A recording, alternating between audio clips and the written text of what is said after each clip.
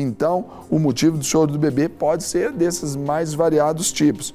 Mas será que de fato existe essa forma de distinguir um choro de outro? Então, nós vamos conversar agora com a médica pediatra, a doutora Beatriz Adriane Gonçalves. Bom dia, doutora. Como vai? Tudo bem? Bom dia, Serginho. Grande honra recebê-la, viu? Prazer meu estar aqui com vocês. Gente, os pais têm esse problema e aí o bebê começa a chorar. A primeira reação é a do tampão. Os não pais... é? Quer parar o choro logo. Mas precisa ter aquela sensibilidade, pele ali, o contato e já ir conhecendo, não é, doutor? Eu acho que o mais importante, Serginho, é os pais terem em mente que o choro é um mecanismo de comunicação do bebê, né? O bebê não tem outro meio de se expressar. Então, ele se comunica pelo choro. Então, nem tudo que é choro é uma coisa ruim, necessariamente, né? Só o jeito do bebê dizer que ele está com algum incômodo, com algum problema, que ele precisa de alguma demanda. Dele, não é? Sim, sim. Aí eu pergunto, como é que faz aí quando o pai e a mãe do bebê são surdos? Menina, isso é difícil, mas eu... mas eu acho que o surdo também, eles desenvolvem outros mecanismos também. O próprio bebê vai desenvolver, que ele vai entender que vai chamar a atenção pelo visual, não é? Sim, claro. Mas essa linguagem primeira aí, ou primária, que é a do choro, porque não fala ainda, então o choro vai ser a forma de se comunicar com o mundo ali fora, né? Com o papai, com a mamãe, com quem estiver à volta. Por que é tão difícil para muitos pais lidarem com essa matéria, doutora, do choro? É a questão emocional, é o cansaço, é a tensão, é a preocupação? Eu acho que o choro, muitas vezes, o pai fica preocupado da criança estar com algum problema grave, de ser alguma coisa que possa trazer consequências para a criança. Eu acho que o pai e a mãe têm que ter essa tranquilidade, assim, o bebê chora, né? Todo bebê chora. Vai ter que chorar. Vai chorar, né? Tanto é que o que ele faz de melhor. Verdade, tanto é que a vitalidade dele ao nascer é medida pela força do choro. É a Apgar que fala. Apgar é um dos quesitos do Apgar, se choro é forte, né? E aí ele tem que chorar e tem que se chorar fraquinho. Se chorar fraquinho, aí ele perde uns pontinhos lá no nascimento. Mas aí já é um patamar para se observar ali. Por quê? Porque não seria tão normal, não é? Isso mesmo. Então o choro indica até vida. Sim, exatamente. Indica que o neném está com força, respiração, né? De qualidade. Então eu vou convidar a doutora para a gente ir ali no nosso outro quadro, exatamente para poder pensar ali como embrulhar o bebê, como fazer. Mas não, antes, primeiro nós temos um loop para falar sobre os choros. Daqui a pouco nós vamos saber como pegar o bebê, embrulhar o bebezinho ali colocar as mantinhas, porque tem isso também. Na hora o pai pensa que o menino está chorando, está com frio, então vai lá e embrulha o menino. Pode ser o contrário, né? Sim, uma das causas do choro, às vezes a criança pode estar incomodada com excesso de roupa, com calor. Então, muitos pais acham que tem que embrulhar demais, que o neném sente mais frio, né? Então, o neném realmente tem uma diferença de controle térmico do adulto. Ele precisa um pouquinho mais de aquecimento, mas não demais também, porque o excesso de roupa e calor pode ser um mecanismo não é verdade? Para choro, com Para certeza. nós, pelo menos, eu falo por mim, no tempo de frio, eu vou lá, quando coloca uma coxa, tá tudo certo, a segunda aí piora, aí complica. Se a gente falar ali, a gente estaria falando dessa cena que nos mostra aí agora, que é o desconforto, né? Isso. A bebê tem vários motivos para desconforto, né? Uma delas é essa questão que você já citou aí, do excesso de roupa, às vezes empacotar demais. Ou tá preso, né? Porque o pai coloca o menino preso lá, parece uma camisa de força. Então, uma das coisas que a gente vai mostrar para acalmar o neném, que às vezes o neném precisa ser contido, embrulhadinho, é embrulhar, não é apertar demais. Então, se tiver muito apertado... É agasalhar, não é? Isso. Então, se tiver muito apertado, ou alguma roupinha que tem alguma coisinha que possa machucar, ou outro motivo de desconforto, às vezes a fraldinha suja, motivo de desconforto, porque machuca ali, arde o bumbum do bebê. Então, também é um motivo de desconforto. Então, qualquer coisa que traga desconforto ao bebê vai gerar um choro mais irritadinho, né? Então, vamos ver um outro motivo de choro. Peço a produção para colocar na tela aí pra gente, pontuar essa conversa, que é exatamente a fome. Então, essa é uma grande controvérsia, né? Principalmente nos primeiros dias, quando o neném nasce, que a mãe às vezes está iniciando a produção de leite, o neném chora mais, então os pais ficam desesperados e com razão, mas tem que, eu volto a dizer, tem que ter essa tranquilidade de saber que esse momento o neném vai ter mais choro por causa de fome, até o leite descer e tudo. Ou então em outros momentos mesmo, momentos do dia a dia, quando saber que o neném está com fome ou não, então assim, se o neném mama e ele se sente saciado, ele vai dormir, ele vai ficar tranquilo. Então, o neném que mama e chora, pode ser que o leite também não esteja sendo suficiente, não esteja adequado, às vezes, à amamentação, precisa de intervir de alguma forma. Então, o choro de fome é mais isso, quando está chegando no horário do neném mamar, ou então o neném que mama e não está sentindo saciado. Então, a mãe vai percebendo. O choro vai indicar esse tipo. E é que ele normalmente até um choro mais agudo, assim. É um choro mais estridente. Parece que está sofrendo, assim, com todas as forças. E às vezes o neném leva a mãozinha na boca ou fica sugando, assim, o ombro, né? O paninho do examinado do pai, da mãe, né? É tão interessante. Agora, quanto a essa questão da fome, se não houver uma prescrição médica, por exemplo, é necessário que durante, por exemplo, a madrugada, ofereça ali à criança, por exemplo, o mamar, a mamadeira e etc, doutor? Então, vai depender um pouco da idade da criança. O neném novinho, ele precisa de ser amamentado com uma frequência maior, né? Porque ele não tem tanto controle, assim, da glicemia, da energia que ele está estocando. Então, quanto mais novinho o neném, mais a miúdo ele vai ter que ser amamentado. Conforme o neném vai crescendo, esses espaços vão naturalmente aumentando, né, entre as mamadas. Mas é normal o neném ainda precisar mamar de madrugada, até lá pelo menos para os 6 meses, né? E depois que começa a introdução alimentar, isso melhora um pouco, né? Até por causa da questão da saciedade também, que vai dando para ele essa...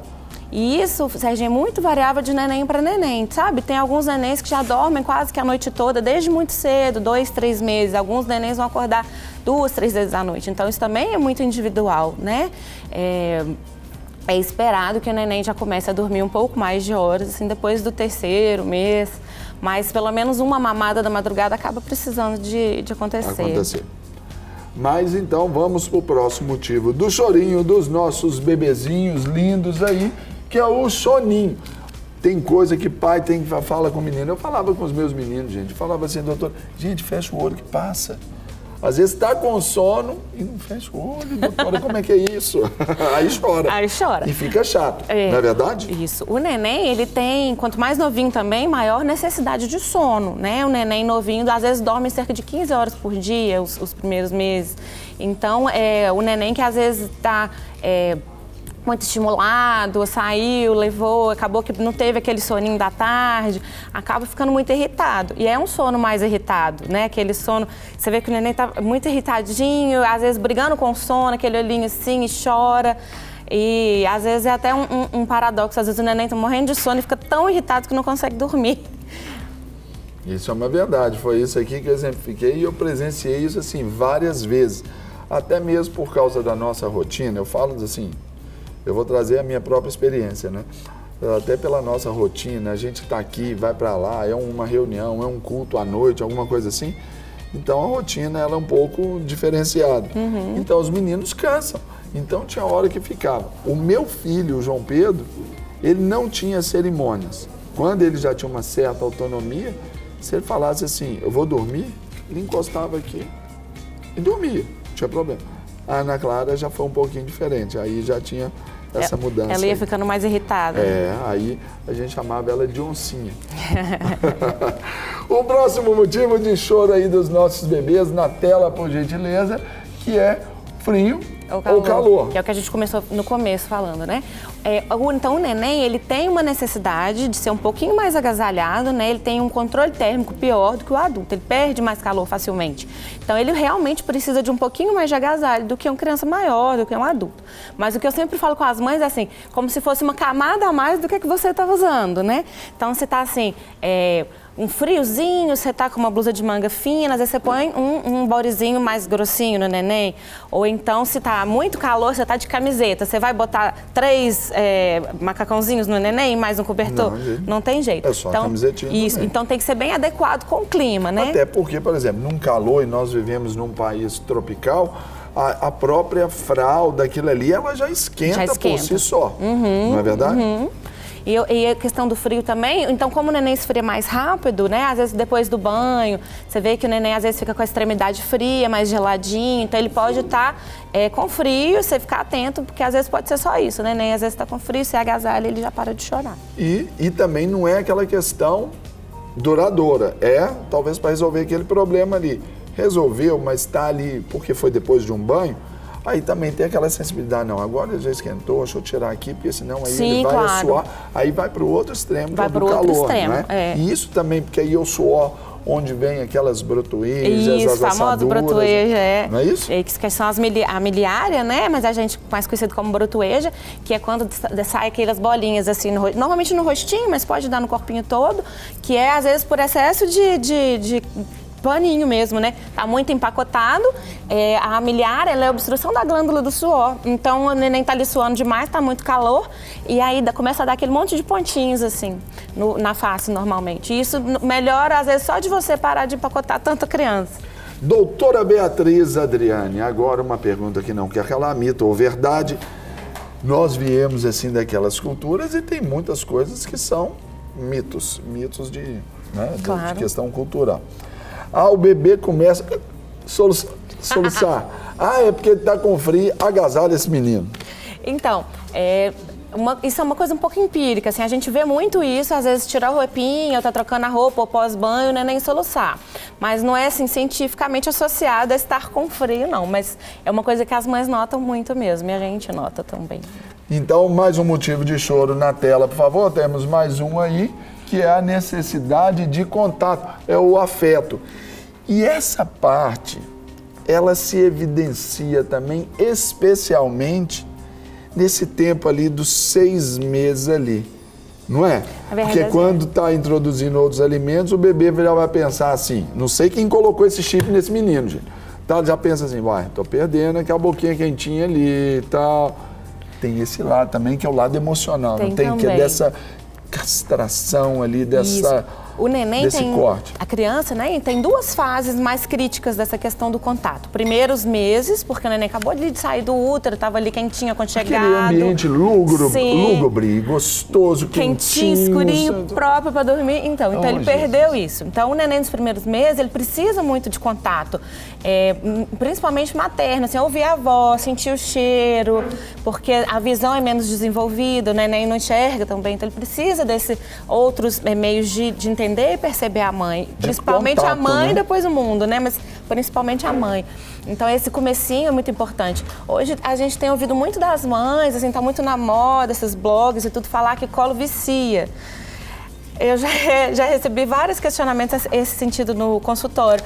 Doutora, eu tenho que deixar ele chorar porque me falaram que o colo vicia. Não, gente, o colo é uma necessidade básica do bebê, né? Principalmente do bebê novinho. É uma das primeiras trocas que se estabelece ali, é o colo. Exatamente. Gente,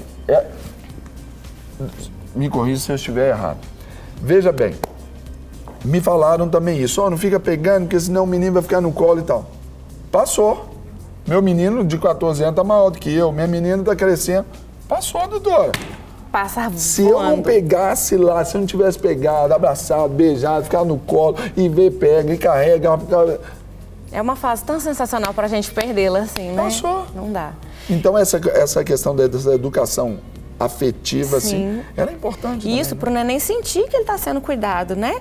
E então, a outra fase também crítica nisso é por volta, assim, de 7, 8 meses, começa a ter uma coisa que a gente chama de angústia de separação, porque o neném começa a perceber que ele e a mãe são 2 entidades diferentes e que eles podem ser separados. Então, o bebê começa a perceber que ele pode ficar para trás com outra pessoa, ficar em casa e a mãe sair. Então, quando o neném, às vezes, percebe que a mãe está saindo de perto, tem aquele pânico, aquele desespero, que é o que você estava falando ali, né? Vou perder ele. Então tem essa questão também. É aí.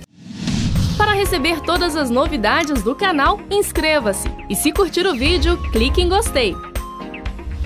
Aproveite para acompanhar a Rede Super nas redes sociais.